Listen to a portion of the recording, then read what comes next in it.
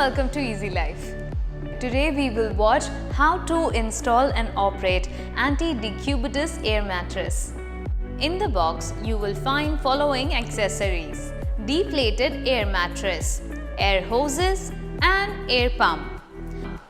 After unboxing the mattress, place it on the bed frame or on horizontal ground with the hose end at the foot section of the bed frame.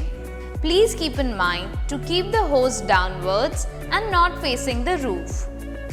After placing your mattress in a right position, fix given air hoses to the mattress.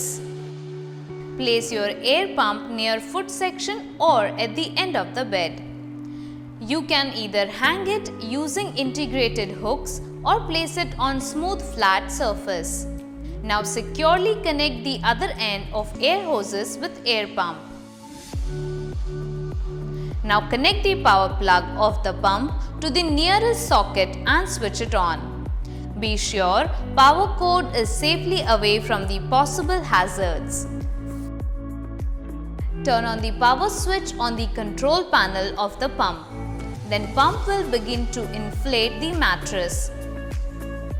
After switching on your pump, you can adjust airflow using dial on the pump between minimum and maximum.